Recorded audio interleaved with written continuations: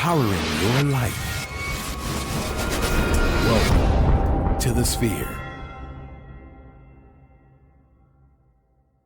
This episode is sponsored by Houston Housewives of Finance.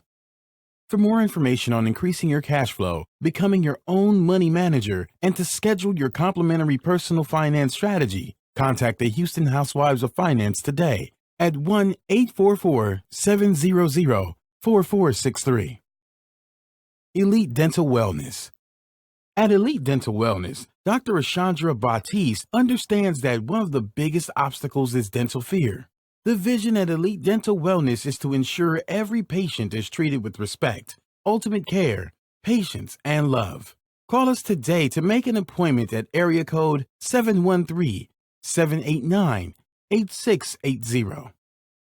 Looking to advertise? Join the Sphere's vast demographic reach of thousands of people all over the world. Send an email today to advertise@thesphere.tv or call us at area code 832-772-7789.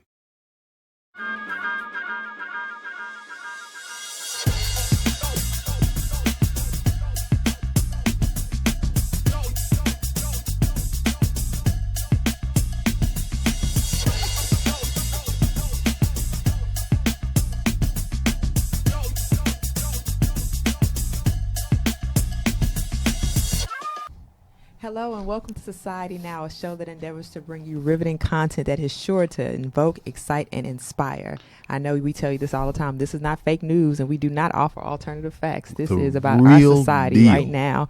I'm your host, Kira Laws, and you can follow me on Instagram at TheModernDayCindy. That's Cindy with an I, not a Y. And I have my handsome co-host. Hey, y'all. Look, what is going on? I mean, you know. Hey, what's going on? I live with this man. I appreciate you living with me. I appreciate it. My name is Colin Laws. You can follow me on all social media. We do shack up for life, baby. I like this, so I put a ring on it. Hey, so you can follow me on all social media outlets at SeniorWapo713. That's SENORGUAP. 0713, and you are tuned into Society Now. Thank you for listening. Thank you for watching. Thank you for subscribing. We appreciate it. We do appreciate it. And who else do we have with us today? I mean, I think it's important for people to know people. Well, you know, you got to have a Rolodex full of people you need in your life. You do. You need to know somebody. You need to know a lawyer. You need to know a pastor. And you should also know a doctor. A doctor, so absolutely. I mean, good three. That's our pick three. That's our. Yeah, a banker. Absolutely. You need accountant, a finance, a banker, and you also need a good cook. You need to know a good cook. If you ain't one, help, Lord, help. But we have an awesome doctor with us today, Dr. Sonya Sloan. Yeah, she's in the building. They'll tell us Sonya Sloan. Well, Dr. Sloan, because we're not going to use the name. Dr. Sloan, tell us what you do. Who are you, and why are we here today? Yeah, so I am an orthopedic surgeon by trade. Love it. Yes, broken bones. So people get confused sometimes the whole versus podiatry and stuff. So you don't break nothing because I'm an oncologist. Not today. But I, several different things. Everything from a first lady to orthodoc to telemedicine. Okay. A company called Rodocs.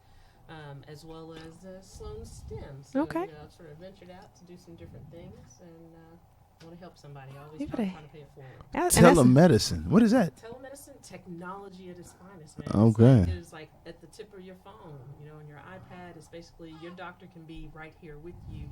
You don't have to go anywhere. You don't have to park. You don't have to pay money. You don't have to wait in line. It's more of like set a schedule. That person will come on your screen. You talk and let's talk about it. And so, that's awesome. Wow. The consultation is usually about, do I need surgery?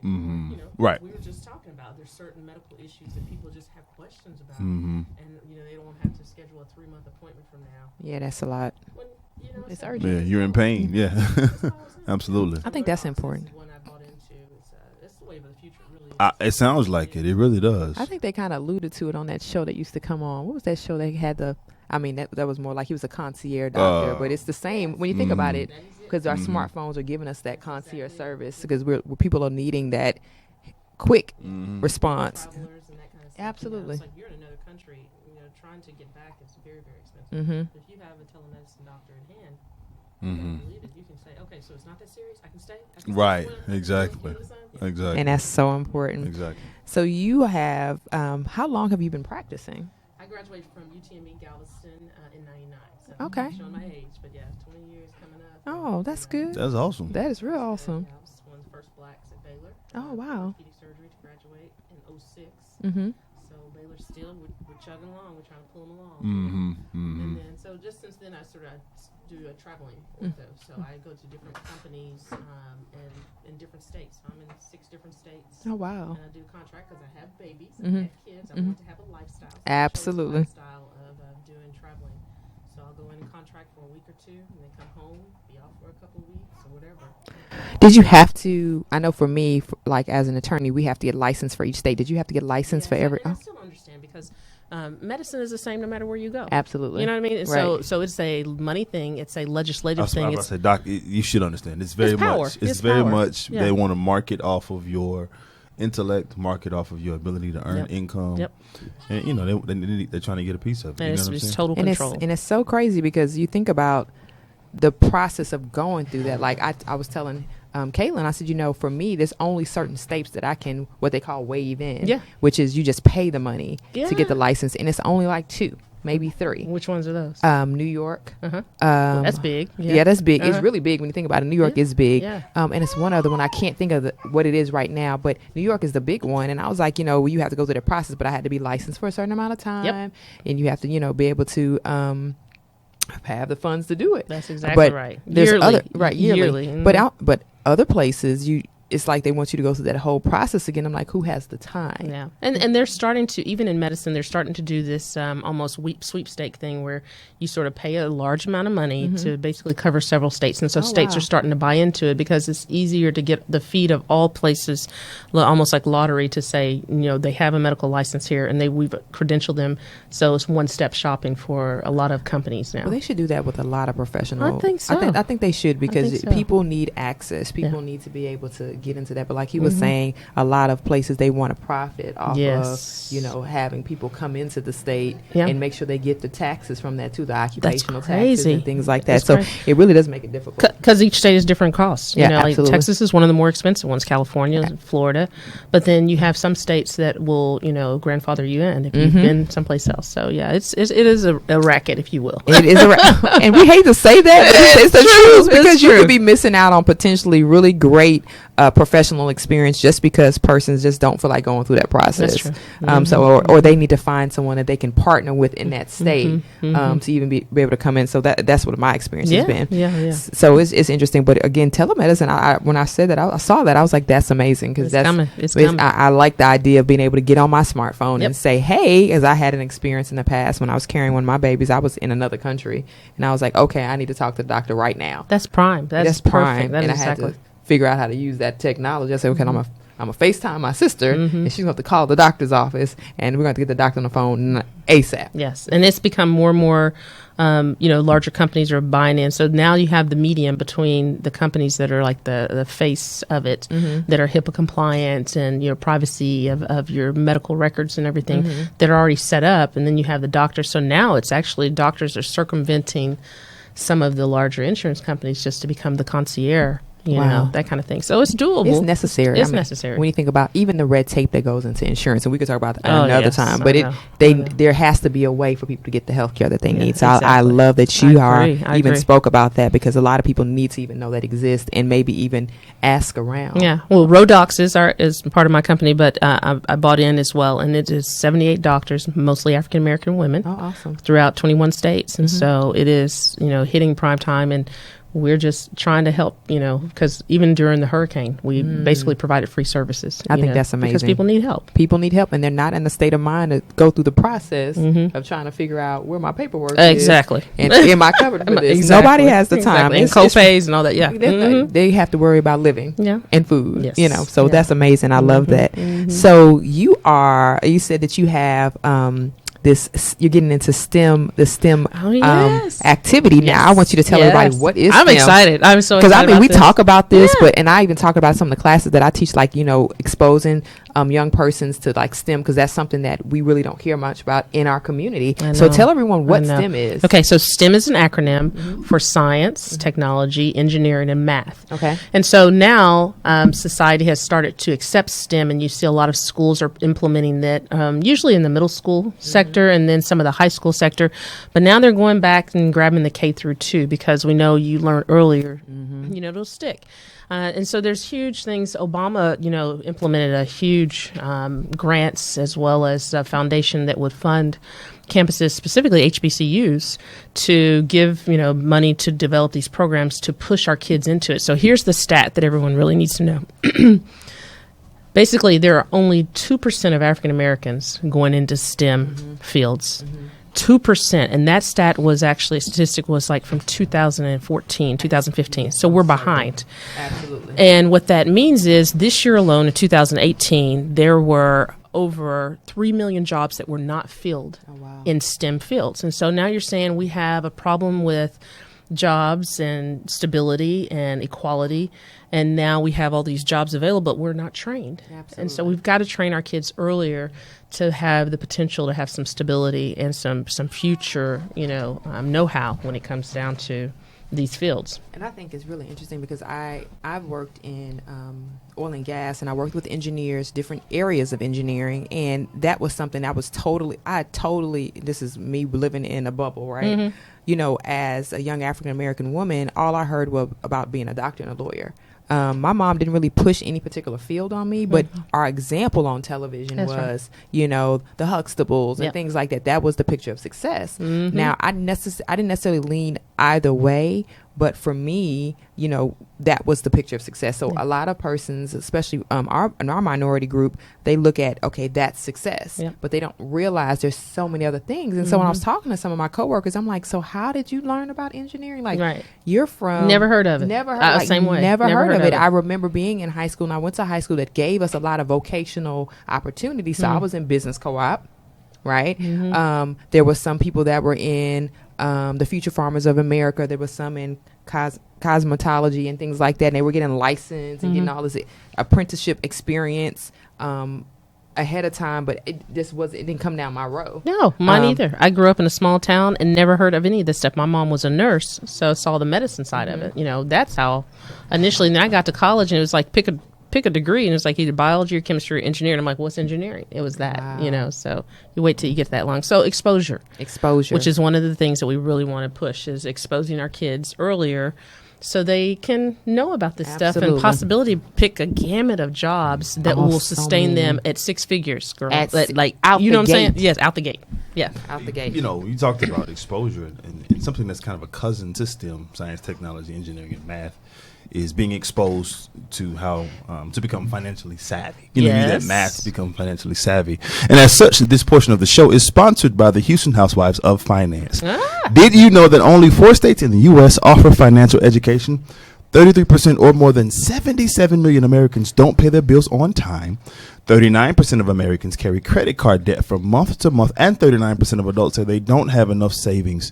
Do not become one of these statistics. Let Houston Housewives of Finance advise you on increasing your cash flow and becoming your own money manager by scheduling your complimentary personal financial strategy. Contact Houston Housewives of Finance today at 1-844-700-4463 or email us at info@houstonhousewivesoffinance.com. Ask how you can participate in a complimentary, that means free, financial literacy workshop near you. Houston Housewives of Finance are the new faces of the new age of financial services. It's important that we get our money in order, our financial picture. I totally agree with you. We talked about off air. Well, actually, no, this is on air. The 4 things that we needed. You mentioned banker. Yeah. Before you can even have a banker, you need to have a banker that you can trust and kind of know what the banker is doing to some degree. Yeah. Unless we have a Wells Fargo issue happen, right? And so, not that you have to know everything about banking in the field, but you want to know where your money is, how to create your money, how to hold your money. And teach them young. We have babies, and we want them to be smarter than we were. So teaching them early on the whole money and being financially savvy is very, very important. I agree. I agree. To piggyback off what my wife was saying, I remember when she was coming home talking about STEM, you guys were having a STEM conversation, just leaving me out. Like, I'm not in the room. No. And so it was amazing to me because I I was a science nerd my whole life. Really? Yeah. Like to the point where my favorite Ninja Turtle was Donatello. He was the science. He was the scientist. Yes, like I wanted to make in Scouts. I was trying to make invisible potion, and it's just all kind of crazy stuff. But I didn't know the breadth of the industry, so to speak, of science and what I started out majoring in biology. Didn't finish in biology, but I started out majoring in it. And I would talk to my wife about some of her colleagues, and I'm going to downplay it for effect, but she worked with people that made $200,000 a year because they looked at rocks. Come on, geology. Yes, that's some money. Rocks, people. Rocks. That's all right. I said, wait a minute, I'm finna go back to school. But you think about it, if NASA is doing what they're doing, and our future may not be with your president acting like there may be some nuclear implications soon, we may be looking for another planet. So who are the people that are going to be confirming that? Those geologists that are those rock people. Yeah, it's an amazing thing. I love what you're doing with the STEM Academy. I love all of this. Yeah, it just blew my mind. I said I never put it together. They were Colorado School of the Mines and all of this. I'd heard all about it, but it just never clicked. We really went and looked around, like in Houston. So, like you were saying, we weren't exposed early enough, and so when I went back, being one of the first blacks, to graduate from a top 10 medical school, a residency, in Houston. It just blew my mind that it was 2006 and we hadn't had more. And so the issue was, one, playing the game. Come on. Okay, you got to know how to play the game. But it was also the filter down situation of you start in the elementary school, you get to a middle school, and by the time high school, most are not going into those fields. And then you get to a college, and then it's really small. And then you talk about a graduate level, you can forget it. Right. So minorities are 2%, And then the real statistic was the number of top 100 tech companies, big money. You know who I'm talking about. We have the phones, we have all of that, the computers and everything else. There's only 3 minorities in the top 100 boards on these tech companies. So therefore, they're making all the decisions. It's the top money, and it will be. It's not going away. But there's only 3 of us and like 1 Hispanic. Wow. So that was scary. And I'm like, so how do we get to the table? Start early. We need exposure. And I think another thing to think about when you really consider it is what are we doing, like in terms of like, what was your experience? I know that you said that your mom is the reason why you started looking into medicine because of nursing. Girl, they told me no. They said I couldn't do it. Oh, wow. So it was that I grew up small town. Okay. I mean, Texas Tech, when I got to Tech, was larger than my hometown. Oh, wow. So Texas Tech was 25,000. Denison, Texas was 23,000. Denison, Texas. Yeah. You know where that is? Yeah, I'm from DeSoto, Texas. Yeah. Of Dallas. Well, I went a couple of weeks ago, was the graduation speaker 28 years later. Wow. So that was a huge honor, right? But the issue was I never saw a black doctor. I never saw a female doctor in that town. So and my husband's from Sherman, so Oh yeah, absolutely. But to go back and say you can't do it because you've never seen that example, that hurts. That hurts, and so that became the drive. That became the driving force, really. It and what else is a driving force? With a lot of things that we do is how many people subscribe to what you're doing, how many people believe in what you're doing, right. how many people know what you're doing. Right. And as such, we want to talk to our Facebook Live people that are hanging with us. Yeah, hanging with us. And we want to ask you to subscribe to our show on all the major platforms, including, listen up, iTunes, SoundCloud, Google Play, Stitcher, Spreaker, YouTube, iHeartRadio. Yep. Listen, we're everywhere that these STEM folks are working on. Yes. Review our show in iTunes with constructive feedback and share this Facebook Live post and the entire show with your family and friends. And donate, don't forget that now, to our mission to bring enriched and inspiring content each and every week. You can donate at www.thesphere.tv/donate. We need that coin. We do. It makes it function. That's right. We got to make it work. We got to make it work. And so, again, in your opinion, why aren't more people, more minorities exposed to STEM? I think now that it's sort of in the front, it's in everyone's face, and education has changed so much. A lot of schools used to be, in general, just you go to school, you get your education in math and science and whatever, and then you chose the field to go into. It's like now we become competitive at an earlier age where we have to have the training sooner than later. So therefore, if you start in these special schools that focus just on health, like here in Houston, DeBakey, or if it's just a STEM school, and there are a lot of them out there, but they get the grants, they get the money to fund this. And so a lot of parents don't know about it because we weren't educated about it. We didn't know about it. So now it's that whole thing of you have to have the information out there to even know to go into those fields. So I think a lot of it is about more exposure, again, information based, and then parents understanding what does it mean to have this exposure early, that it's a guarantee for sustainability for these kids' future and finances, which is what makes the world go round. Absolutely. And I think you mentioned this earlier. You said that by looking at the statistics is what you really started, like you started doing your own research. Is that what birthed this idea for the camp that It you had? scared the hell out of me. Well, that too, because it scared me, because I told I was like, I work with these people and I never had access to the information that they had access to. No. I didn't go to a bad school, but our school, I'm gonna say our guidance counselors and things like that, or those schools, maybe persons in different areas of town were getting, companies coming, or career day things that I don't ever recall getting that exposure. But you said something specifically, counselors. Yeah. Counselors and teachers. So I had two. One was a teacher that basically helped change my whole career. She was just like, you don't take Spanish, you take Latin, you take this, you need to take advanced Cal.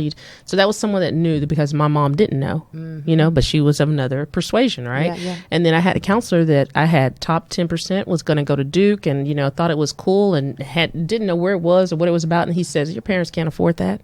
But he kept it real with you. He didn't know what my parents could afford. But he kept it real with you, because now you start looking at, I feel like when I'm saying that, you start looking at, okay, now what are my options out there? Because you're telling me I can't do something. But he put the limitations on. And so it really did limit me. And so these kids are informed by these people, and we don't know what kind of impact they're making. And so therefore we have to be that generation, if that's coming through different organizations, if that's coming through churches, if that's coming through mentoring or whatever else. It's like, let me tell you, you can make it. And not only that, we're going to expose you earlier so you can have your own. So it is about us helping us. No, that's true. I believe that. And I think that one of the things, I had an opportunity to talk to some graduate level students, and I was saying, some of the opportunities that you are regular to you look at persons who aren't from your background, minority background, and understand that there is still a disadvantage there. Girl, we're absolutely operating at a disadvantage, and not just in business, not just in regular stuff. When I heard someone talk about this at the Black Enterprise Empowerment Summit this past weekend, they talked about, if there was a race going on, we as minorities would be starting at 1.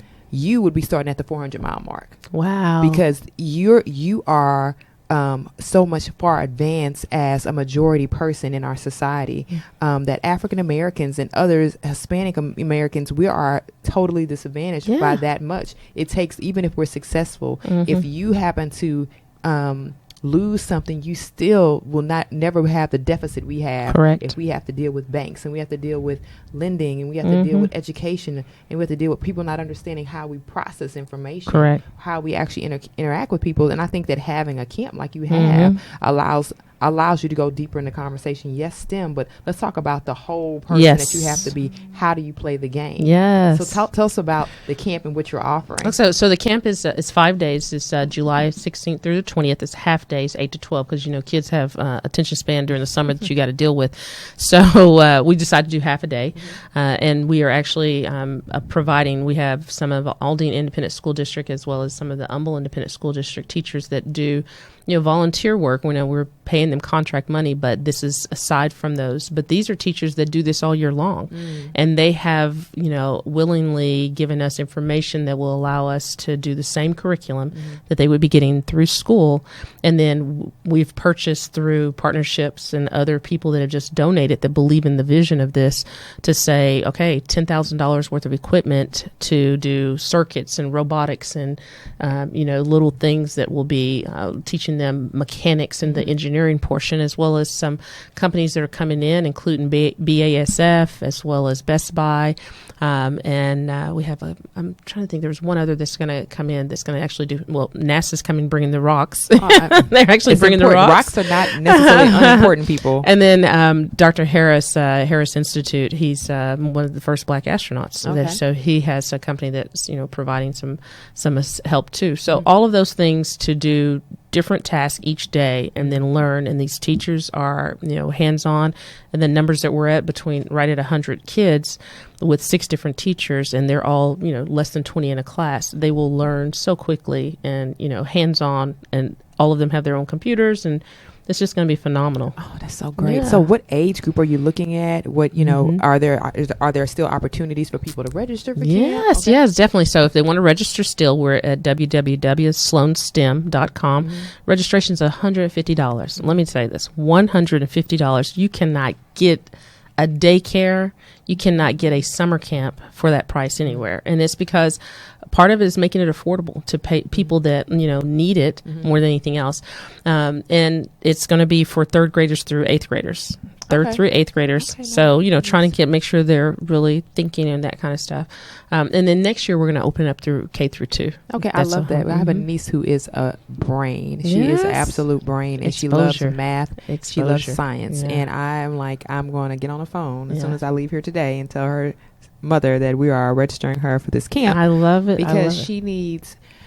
she was so smart in a private school that when she went to a public school, it just wasn't a challenge. Although it was one of the greater schools in the district, it still wasn't advanced enough. At the 2nd grade, she was reading at the 5th grade level. Right. That type of thing. Like, you have to keep them engaged because they need it. And exactly. For us specifically, I always tell people, I default with, you think about our history as a culture, we automatically came into this land smart in STEM. Exactly. When you think about it, we came science, technology, engineering, math. We think about Black Panthers. We think about Egypt. We think about the richness of Africa. We think about and we think about that, and we DC, the building of DC. Think about things like that. We are generally smart. I'm going to give a bad example. We think about drug dealers. Nobody teaches you how to exactly. No one's teaching you how to cut and do whatever you do to make what you make. But that's something I think that comes to you because it's DNA. I might be wrong. And business. Come on. And business. We're really good at it. So I think your program is amazing. So are there, okay, I know one of the advantages, of course, is exposure, but what is I guess, what is your projection like? Okay, this is what we want to see from this. So with one of the things we talked about was not just exposure and being affordable, but one of the main things is I wanted kids to see people like us. So the mentorship that we're actually partnering with the Houston NSBE, which is the National Black Students Engineers. So we have them coming in from TSU, U of H, and PV to help us possibly just to be that face that these kids need at a college level.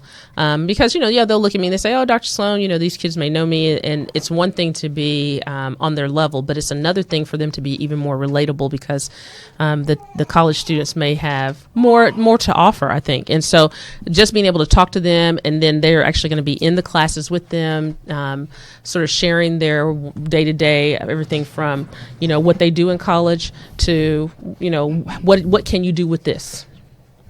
Yeah, that's amazing. I think that experience of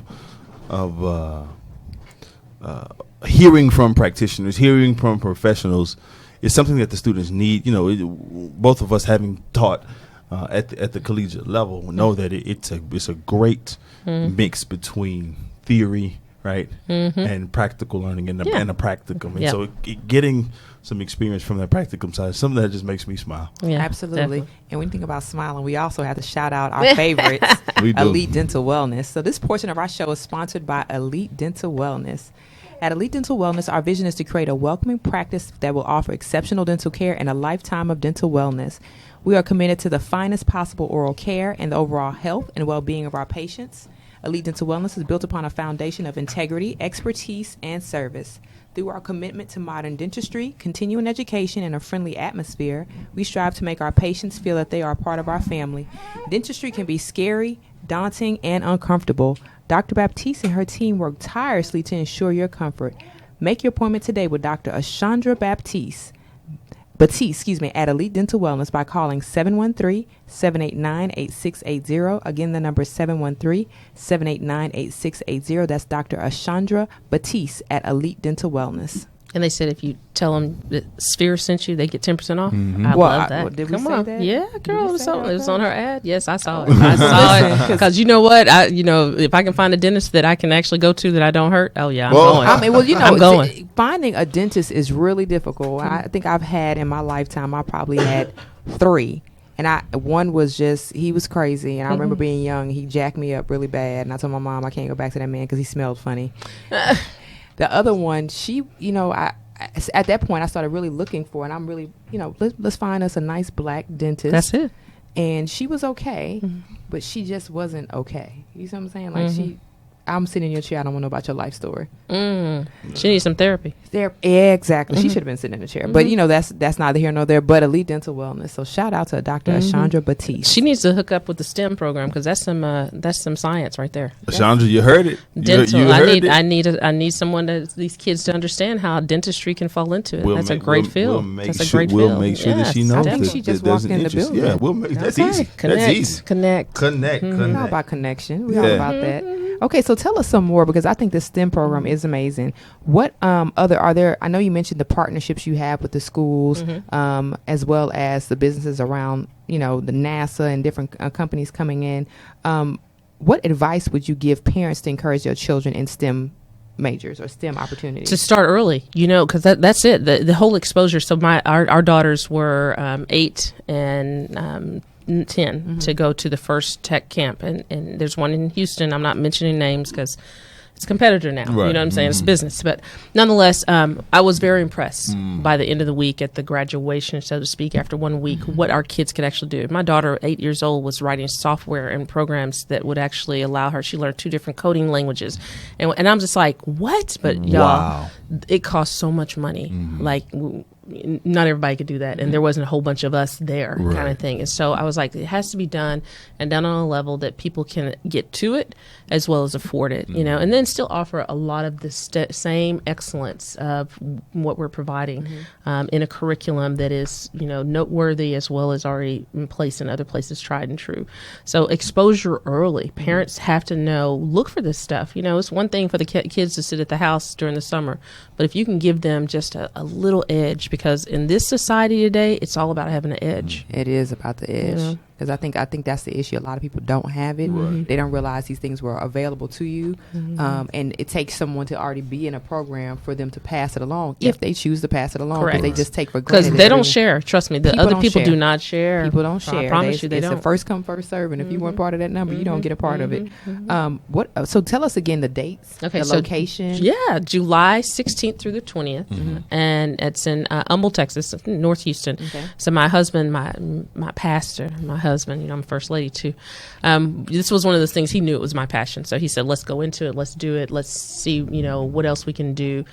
So the church, we have a brand new facility that's a youth facility. So they get like top beautiful building and classrooms and everything else to do this in. And that's part of the low cost because I can do it free. Exactly. The church is partnering with us, So that's part of it. And then, bringing all these other companies in, they will have exposure to them in the morning and then afternoon as well. And then on the final day will be almost sort of like a fun day, and everything else. NASA is bringing in these rocks. And these people came to us just like, we want to help. We want to provide to them. So how many times will your child ever get to touch a space rock? So that's cool. That is cool. Yeah, I think I'm excited about that. I don't know if they will be, but I am. The fact that the organizations are coming to you speaks volumes because they know, first of all, for them to stay in business, they need qualified people to work. And diversity. And diversity, right? And that's an HR tool, that's a recruiting tool, that's a funding, helps with funding in terms of federal grants and things of that nature. Helps with funding with private grants when you want a Kellogg Foundation or the Bill and Melinda Gates Foundation. They delivered obscene amounts of money, to STEM programs, and so that's amazing. The fact that companies and organizations are coming to us, you, we're you excited. listen. next year, with us doing this and partnering with even more, I think we'll be very specific in who we even approach, just because in Houston, you got oil and gas, and a lot of them would not partner because of church base.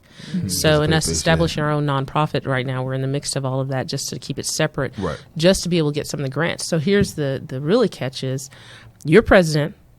Who's president? I keep telling you that man. Listen, first of all, we don't have a president. We have a celebrity in chief. Okay, so him, dude, basically 45. changed all of the legislation that Obama had placed in for STEM, specifically to minorities, to HBCUs, and to the amount of money that can go out.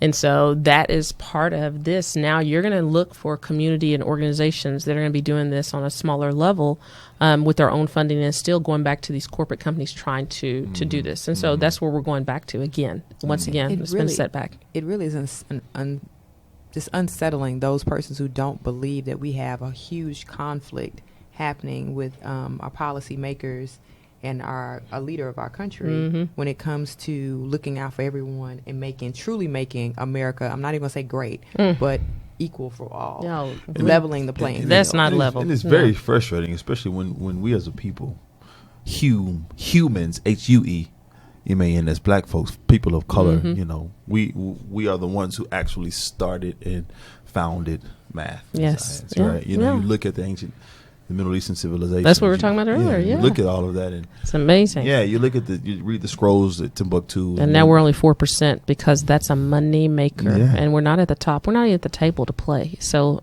giving our kids back that exposure, and giving them the tools they need earlier so they can be competitive. I think that's amazing. Now let's talk about other things that I think also I would consider is a considerable issue that we're having when it comes to making sure that our kids are even surviving in this country to even be a voice or get a seat at the table. I hear you go. Yeah, I hear you. So I think one of the things we could talk about is our representation in voting.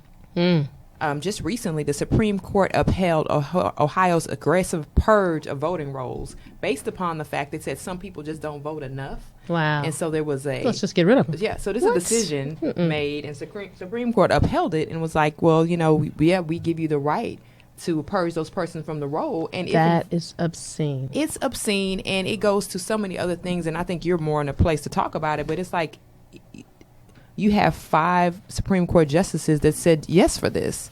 5. Well, 2 are in that pocket. So yeah, right. I'm boiling over here because if I don't drive for 2 years, you don't take my driver's license away. Correct. Because that has no impact on anyone. Right. If you went inactive on your bar card for a few years, they didn't take it away. No, they just made me pay a fee for it. My inactivity. Right, but they didn't take it away. They didn't do that. They only take away the things that really give you the voice and the power, and it incenses me, that in 2018. That these folks at the table, I used to tell my students all the time that yes, there is a such thing as the balance of power. Yes, the checks and balances. I heard about. You're talking about him being able to basically, he can pardon himself now. That's crazy. No, he can't. And he really can't. Okay, that was a lie. That was scary. I think he was talking to his base and trying to get them to buy into. But he did. Remember what he said? Fifth Avenue. Do you remember when he said he could murder someone on Fifth Avenue and get away with it? But you know what? He was talking to his privilege too. Remember, he also said that if he ever ran for president, he would be Republican because they're stupid and they believe anything. And I'm quoting him. Wow. So he's living that out. But that's a different thing. But I was telling my students that while there are checks and balances within the 3 branches of government on the federal side, who really has the most power and the most influence from a longitudinal perspective is the Supreme Court. I agree. It's because they are the only office that's there for life. Yeah. So they set policy, they set legislation, right? They respond to precedent. And it's just a way of advertising. It's a way of marketing. It's a way of promoting old ways and Yes. privilege, and at the expense and backs of People. those of us who don't have it. And when you think about like advertising and marketing, people really need to buy into what we're doing right here at the Sphere. For sure. For sure. So this portion of our show That's is true. sponsored by the Sphere. Are you starting your business and looking for a place to advertise? Do you have a need to reach out to thousands of people across the world to build your brand or sell your product? If so, get your product placement and advertising needs handled right here at the Sphere. We offer a wide variety of content delivery platforms, including iTunes, Google Play, SoundCloud, YouTube, Stitcher, iHeartRadio, and so many more. Plus, we have a vast demographic reach within the United States, as well as modern countries across the globe.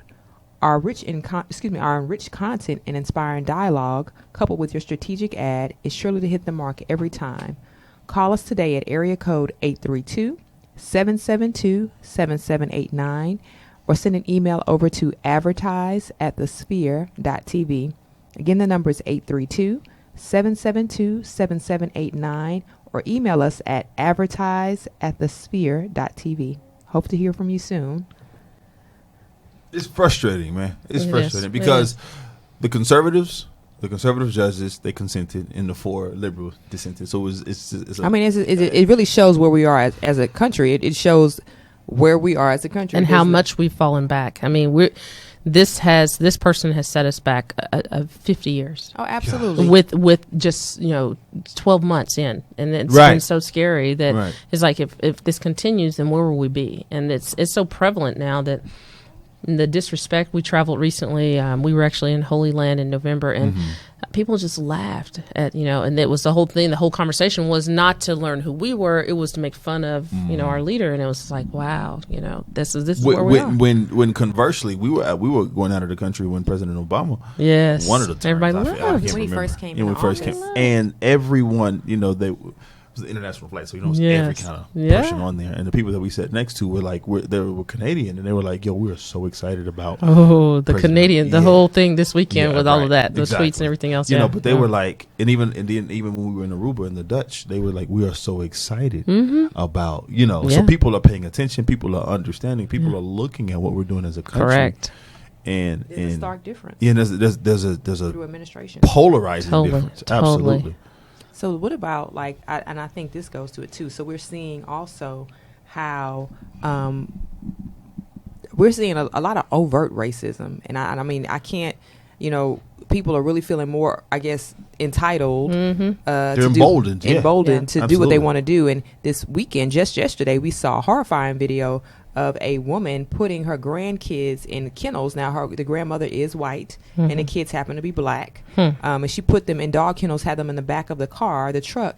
And her reason was it was not enough room in the car, so she put them in the dog kennels, and the AC was broken in the car. I don't. Then, and the kid said it wasn't the first time they had to ride that way. Now, unfortunately, as the parent, what do you say? Because you trust the grandparents. I think sometimes we take that for granted. Well, we're going to grandmother's house, and kids sometimes just go with it because they don't realize exactly what's happening to them. But they had them in dog kennels. That's crazy. That is crazy. This is not the first time we've seen people abuse children, but this is the first time that we're seeing it it plays out in a very bold way. You thought that you were going to have your kids in the grandkids. I think we've become so desensitized now. Yeah. Or we're becoming more and more desensitized. We see things over and over and over and over again. And so now it's like, oh, one more thing and one more thing. And then social media puts it out there so much. And then we're just sort of, oh, yeah, something else. Well, I'm kind of thankful for social media because I'm thankful for the person who has their smartphone in their hand, whether what they were doing. When your husband, boyfriend's getting shot by the cops. Yeah. I mean, you need people like that with their phone in their hand. You need people to document that stuff because outside of the documentation, it's just my word against yours. Right. And sometimes your word is not good enough. But I think even Rodney King said it didn't matter. They had the camera, But it was that we know the racism has always been there.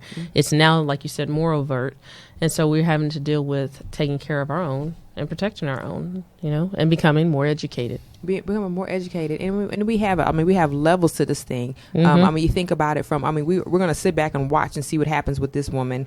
Of course, she was. They brought her in, they jailed her, she was arrested. But this grandmother we're going to hopefully we'll see some justice It's done on behalf systemic. of these It's kids. so systemic. It's very systemic, but hopefully where they were, we'll see justice. Now, Colin Kaepernick. Now, I've been talking about Colin Kaepernick since he took his first knee, because I feel like what he's doing, he is one of the. He didn't have to. He do should it. get the Nobel Peace He's a Prize. trailblazer. He didn't Absolutely. have to do it. No one actually. Yeah. So many people didn't even know he was black Come on. because until he started growing his hair out and wearing it out, Right. they didn't know. But he has very much. He has very He's much androgynous. large Yeah. European features that people just didn't get. So But he's he's flying been under the. blackballed. Yeah, and been he's been blackballed. blackballed. So now his legal team is expected to seek subpoenas Yeah. for the VP and Wow. the president because he believes that they're part of Oh, this it's really about to collusion. go down. And Oh, wait, if- that's fake news.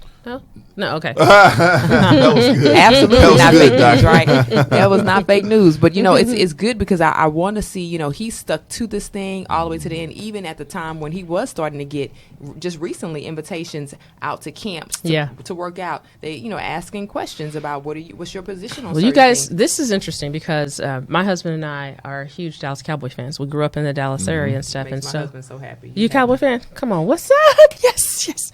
But look at here. But that's what we us at our had house, we not we playing, we're had watching them. season tickets for the past 5 years, wow. and we put them up for sale this year. Yeah. And my I husband didn't says watch- I cannot Same. partake and give Same. my money to an organization as much. This man wakes up watching ESPN and all this Same. other stuff. And so now, after 5 years of being there, we were at the closeout of the old stadium. We were at the first game in the new stadium. We had season tickets, and it's like it's about principle now. I have friends that work for the organization. Yeah. I had a high school classmate who played for the Yeah. Cowboys. I'm not doing it. I do haven't it. watched a second of NFL, and Yeah. it'll be 2 years once Wow. this season. I didn't watch Yeah. it at all last season. And there's the impact. That's the impact. Yeah, and And it's I- go ahead. no. I was just going to say back to the legal team of Kaepernick. I love what they're doing because the president. It is in the Constitution that the president is not supposed to use his office to affect change outside of policy. Wow. And so what he did by saying get that son of a out of Yeah. office, And he that said in out effect loud. out loud on mic, on camera, at a rally, But nowhere in the he- Constitution does it say that you cannot take a knee. Exactly. Yeah. But And so, I think But they they're can burn the within flag. Right. Yeah. They're within absolutely. They're within their right to subpoena the president in his office. And I For mean, sure. you think, In his like I campaign. said, I talk about it all the time. We're in an age of spin. We're in this age of spin where people are spinning stories. And the story that's being spent right now is the reason why he took the knee. Has nothing to do. And I mean, That's come on, it's it. the most You got divisive it. thing. That has is. nothing. No matter how many times he said it, it's not that I disrespect anyone. We can actually look at photos of persons in military taking knees on their own. Listen. It's But more now so- Black Lives Matters is not at the forefront Right. anymore. And so that was the whole plan, right? Yeah, that was the plan. But now it's more of a he's doing this to disrespect our country. I'm like, this country. A veteran is the one who gave him the idea to do Yeah, it. this Correct. country is, he's actually Asinine. given an example of a peaceful protest that did not technically offend anyone until people called attention to Yes. it. Yeah. He didn't have to say why he was doing it, but as soon as he opened his mouth and said it, Yeah. it rang the bell. He never said anything about It'll be a great the legacy military. for He him. said everything about black people, and so it just shows you where we are as a country. And to make steps further, we had to figure out tactics on what we were going to do. I think Diddy initially was saying, "I want to buy teams now. We need to start buying teams in the NFL." Now he's retracted. He's like, "I don't want to be a part of it, especially now since you have Yeah. this rule out that says people will actually get fined tremendous amount Correct. of monies for taking a knee." It's like now we have to figure out other ways to affect these Yeah. policies. So to that regard, Dr. Sloan, I want to ask you a question. I was posed this question my very first day in graduate school by my mentor, the late great Dr. Don Anthony Woods. He asked me going into public policy and the public administration. He asked me why. We went around the class and what do you want to do? Why are you here? All of those introductions, and I guess he felt the kindred spirit. I probably gave some fly answer. I don't know what I said. I don't remember what I said.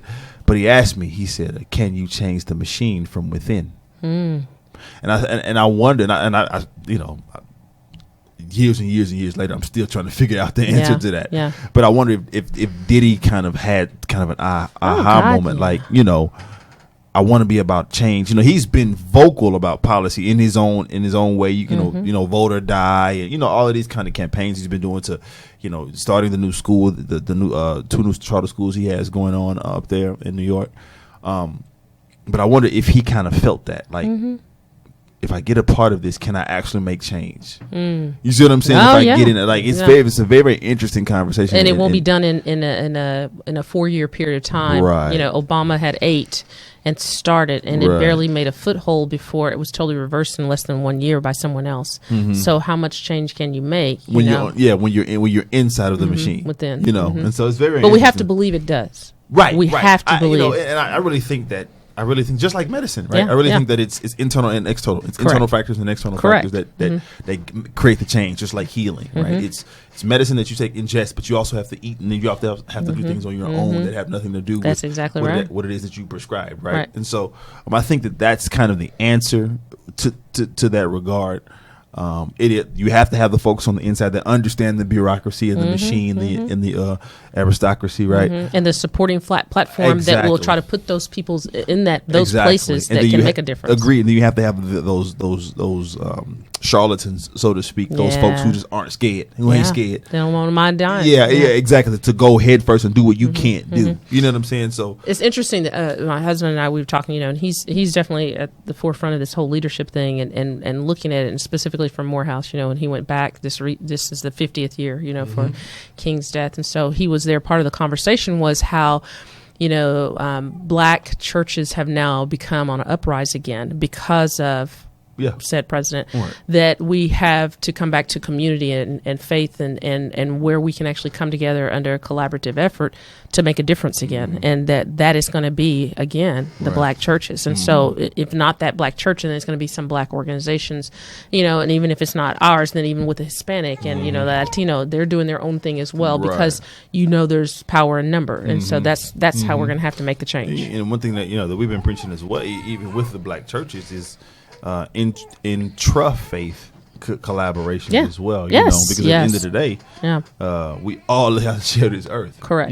Correct. And so we all need to be here and be able to. I to agree. work in I totally agree. And so, on one of my other programs, we actually preach that quite significantly.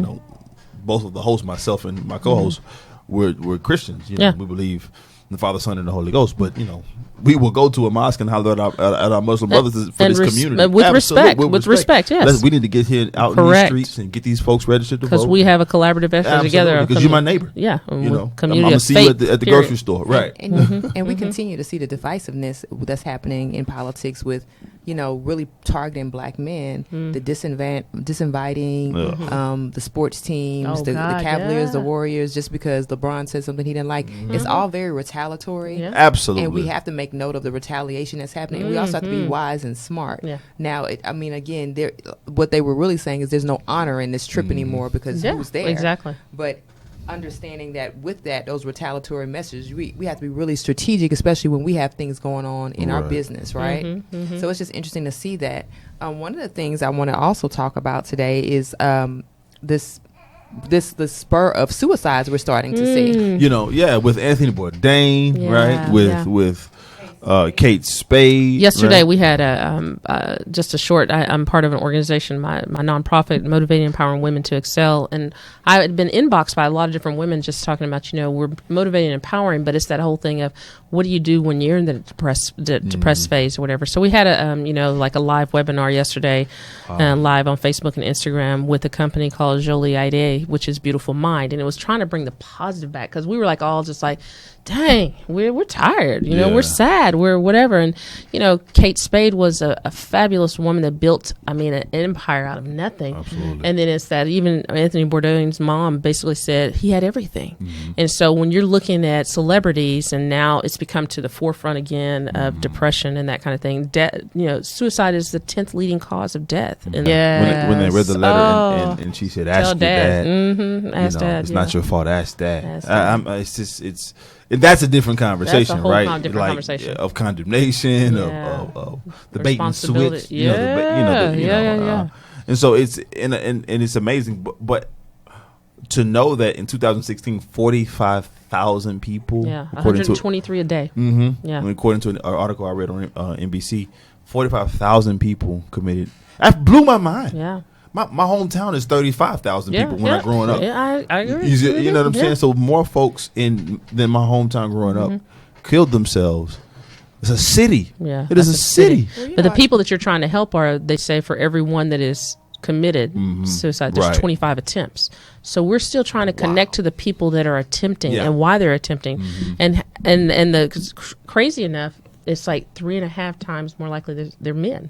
Yep. So that's another statistic. I was reading a letter that was that his not his wife but his partner said she had someone read it for her. She said, it's not that he wasn't seeking help. He sought help.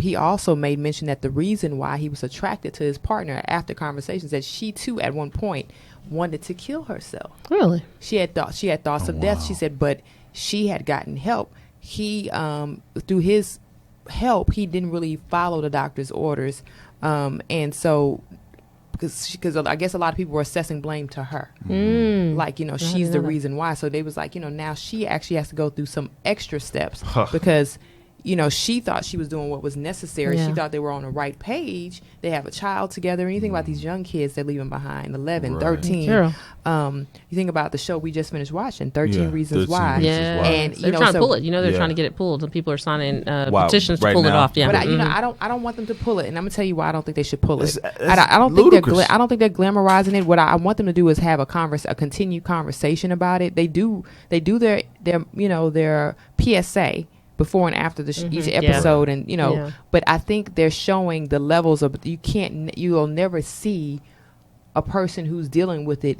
It's never that overt. No, because the young lady in the story, she looked very normal, and she was dealing with normal stuff. She just processed it differently. A lot of things she dealt with is not different for many people. A lot of people can totally identify what she experienced. With a lot of what she experienced. What she experienced. People have been bullied. People have been shamed. Unfortunately, the rapes happen. And it's I think the bigger conversation around this and suicide is, how do we cultivate a community where people feel comfortable enough sharing when they feel dark? And also being able to realize that the darkness exists. Well, I think that's when we go back to mental health awareness and mental health. We just passed in May, the whole mental health month. Right. But that is no longer, at least when we were growing up, you didn't talk about it at all.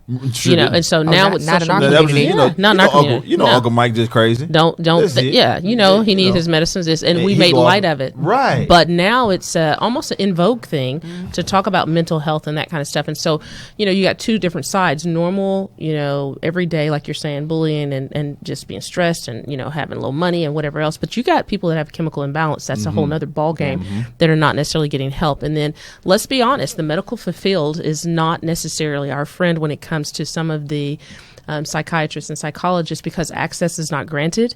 Insurance companies will deny, or we are in medicine so tied down to a litany of what you have to document to get paid and how you have to do it, and you have to do it in a certain amount of time. And so therefore the true care of a patient doesn't come through that. And so therefore I believe in other things, from prayer to meditation to what you're eating and taking into your body, and that responsibility as well as a network of support. Agreed.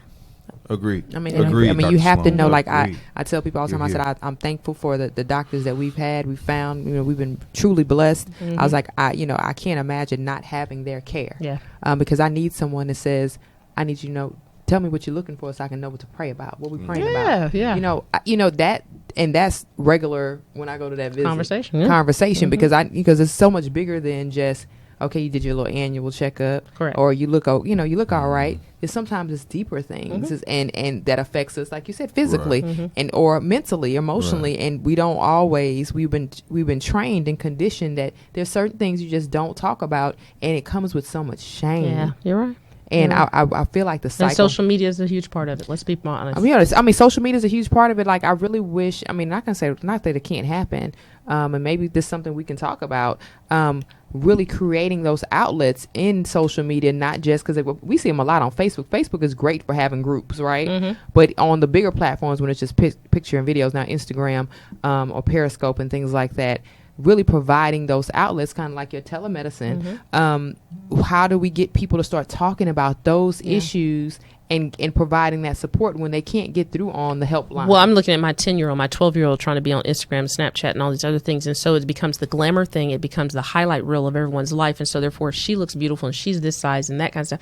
My kids have a pressure already because of just social media, when I'm like, baby, that's not the reality. That's not real reality. life. Mm-mm. It's not real life. And I mean, I'm seeing it. I mean, the backwards part of this is one of the stories the articles we did see, I was talking about Miss America changing a lot of things. Miss America is now changing and removing the swimsuit portion of it. Now we talk about that. Of course, we can look at it as potentially they're trying to shut down or remove the possibility of any accusations or hashtag Me Too of sexual assault or anything like that. But also it helps to build, if you look at it from a different perspective, helps to build a different type of perspective of what a Miss America could look like. Correct. Because a lot of people don't even enter a competition where they probably are qualified because of the physical part of it, the physical demand. So let me be a journalist for a second and go the heads on that coin. You're on tails and the heads on that coin.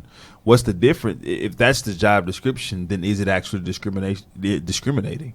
Is it actually something different? You see what I'm saying? Yeah. Mm-hmm. There's a sector of the population that I guarantee want going to say they want it. Is going to say, listen, that's just what we require for this competition. Yes. Just don't be in this competition. Go be in another one. That's You see what I'm saying? Yeah. But So it's a very interesting and nuanced. Since it's owned by private organizations, that is Right. part of their. But I think because now the pressure is on. Agreed. Right. On that major platform when things are audio, visually, specifically on television. Well, the whole women's movement right now. The women's movement. It's more important to be sensitive.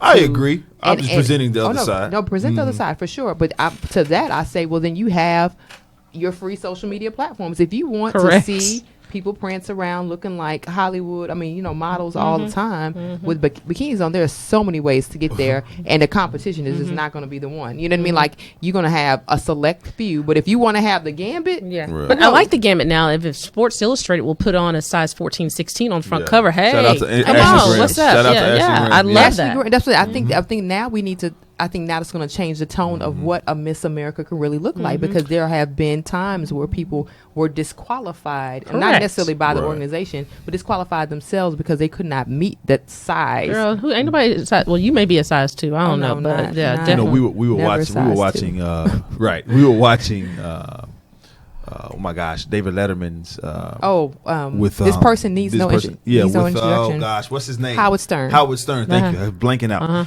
And he was having a conversation with his mom when he was growing up, and he was like looking at pornos or dirty magazines, and his mom saw it and she was like, okay, son, I mean, you can whatever look at it, but let me let you know right now, that's not a real woman.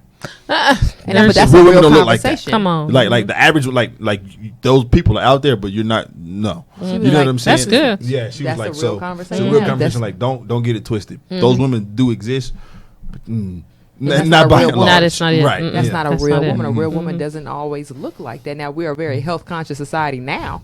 So And you even might, having you been- might see a little bit less. And even having You been know. in the industry, in the modeling industry, those women don't look like that. Oh, that's the airbrushing and Oh, come Yeah. on. filters Yeah. and Come editing. on. Exactly. Those women don't look like that. Oh, But anyway, yeah. that's a different That's conversation. another, but I mean, I think it all ties into what we're trying to avoid our country becoming, Yeah. and it's fast tracking its way there. Oh, it is. To being a very unreal depiction of what America is. You can't whitewash and bleach and edit out the persons who actually give America its flavor and its flair. You Because they can't- borrowed a whole bunch of it. Yeah, Yeah. you just can't do Right. it. They You borrow just a whole can't do it. bunch So of I'm looking forward to continuing this conversation. And if you ever in a neighborhood, because I know you live far away, but if you're ever in a neighborhood, you want to come on down, you are welcome to come back Definitely. anytime to the Absolutely. conversation. 'Cause Yes. I mean, beyond STEM, beyond STEM with Dr. Shoot, Sloan. orthopedics. I got some questions off air. I'm Come telling on. you. Okay. All right. Absolutely. But yeah, there's so much happening in society today. Really, I mean, it's not enough time to talk about it all, but truthfully, we just need to continue having dialogues with people that we see every day, and extend it to persons and make them feel comfortable so to have those hard conversations. Can we have one funny moment / hard conversation before we leave? Sure. Can we really address IHOP fooled us all?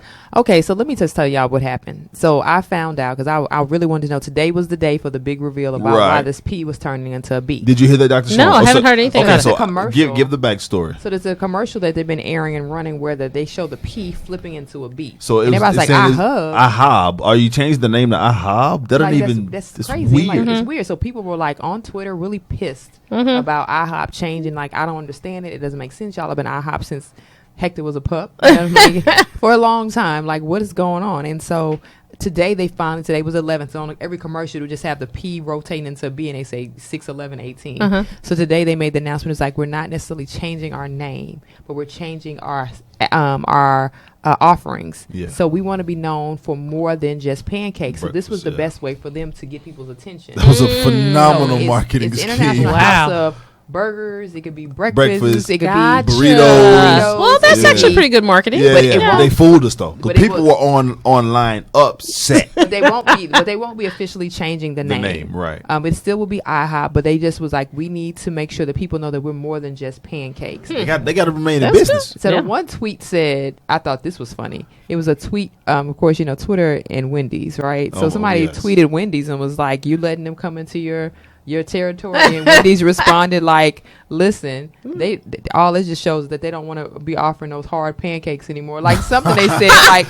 they was like, they're not Wendy's a threat. has always been petty. Like they're not a threat. Sniper. They can't offer us yes, burgers. Sniper, absolutely. They are totally snipers. Wendy's is totally snipers. So they're saying like, so they're really not changing it for sure. They're just wanted to get but they have done burgers and they've done steak and they've done. I mean, that's been on their menu. But nobody really goes there for when that. I was a kid, right. When I was a kid, I would get steak and eggs with my dad or whatever. But people don't think of IHOP as the place you go get a salad or you're gonna go get a dinner. That's the last. You're going for breakfast. So they're trying to say we are International House of everything else. But I guess it was good luck with that. Good luck with that. But I think that was really smart. It was great because when you think about it, IHOP is an American icon. Professionally, they can't change their name. They can't it's like McDonald's changing your name. It's not gonna happen. Yeah. People know IHOP. McDonald's. Yeah, right. Yeah. People know IHOP. And Twitter was upset. I love it. I love it. They got but they did their job then. Yeah. The marketing team did their job. And that's the thing. They did their job because it got people's attention to hear. Listen, it's not that we're changing. We just want to let you know that we're here for more than just pancakes. And now they're focused. Now everybody's focused on it. That's awesome. That's good. Awesome. That's good.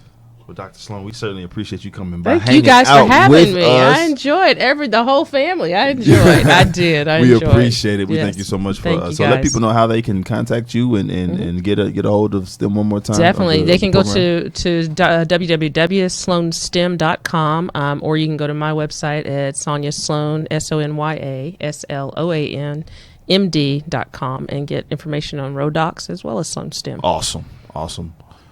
Well, I'm excited you came. And so next week, you guys, we will see you again talking about all things that is riveting and exciting, inspiring, deeper dialogue amongst your friends, your family, and your coworkers. My name is Kira Laws. You can follow me on Instagram at TheModernDayCindy. That's Cindy with the I, not a Y. And I'm your man, Colin Laws. Do me a favor. Go to Instagram and hit that follow button. SENORGUAPO 713. That's Senor Wapo 713. This is Society Now. We'll see you next time.